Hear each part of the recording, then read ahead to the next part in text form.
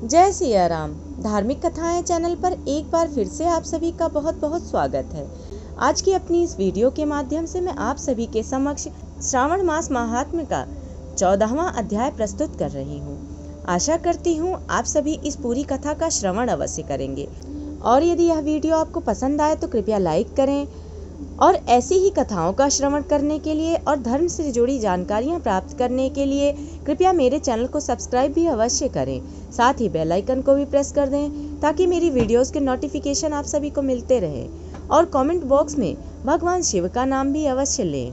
श्रावण मास महात्म्य के 14वें अध्याय में नाग पंचमी व्रत का महात्म्य बताया गया है कि यह व्रत किस प्रकार करना चाहिए और साथ ही इस व्रत को करने से क्या पुण्य फल प्राप्त होता है। इन सभी बातों का वर्णन किया गया है।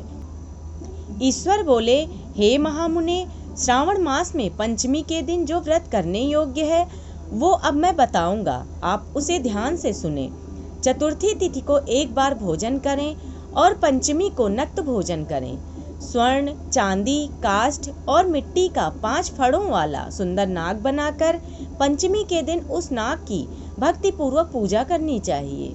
द्वार के दोनों ओर गोबर से बड़े बड़े नाग बनाएं और दधि, शुभ दूर्वाकरों, कनेर, मालती, चमेली, चंपा के पुष्पों, गंधों, अक्षतों, धूपों तथा मनोहर दीपों से उनकी विधिवत पूजा करें।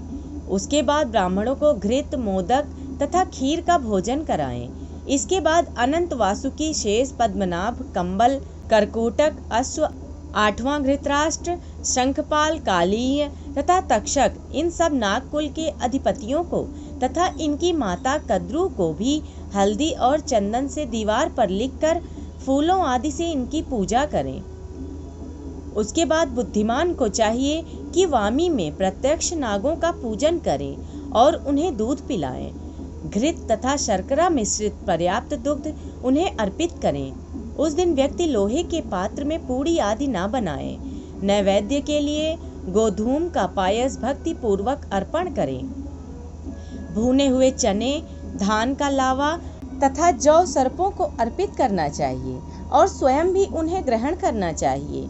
बच्चों को भी यह खिलाना चाहिए, इससे उनके दांत मजबूत होते हैं। सांप की बाम्बी के पास श्रृंगार युक्त स्त्रियों को गायन तथा वादन करना चाहिए और इस दिन को उत्सव की तरह मनाना चाहिए। इस विधि से व्रत करने पर सर्प से कभी भी भय नहीं होता है।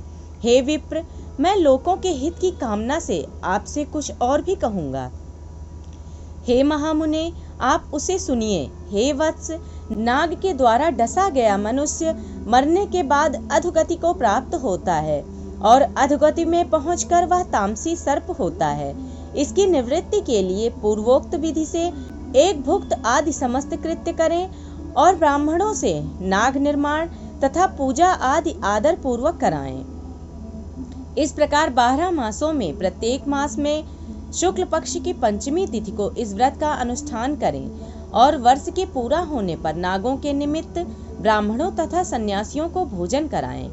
किसी पुराण ज्ञाता ब्राह्मण को रत्न जटित सुवर्णमय नाग और सभी उपस्करों से युक्त तथा बछड़े सहित गौ प्रदान करें।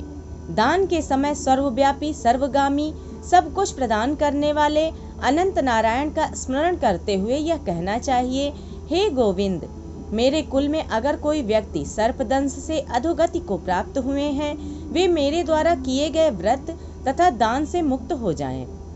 ऐसा उच्चारण करके अक्षतयुक्त तथा श्वेत चंदन मिश्रित जल वासुदेव के समक्ष भक्ति पूर्वक जल में छोड़ दें।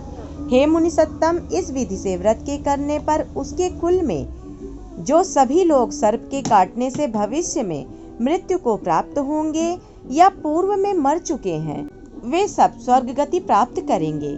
साथ ही हे कुलनंदन, इस विधि से व्रत करने वाला अपने सभी वंशजों का उद्धार करके अप्सराओं के द्वारा सेवित होता हुआ शिव सानिध्य प्राप्त करता है।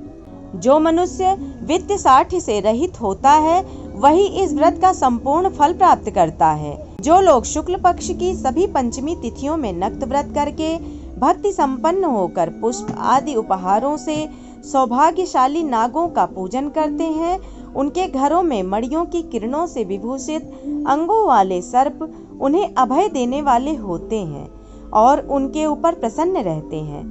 जो ब्राह्मण गृह दान का प्रतिग्रह करते हैं वे भी घोर यातना भोग कर अंत में सर्प योनि को प्राप्त होते हैं।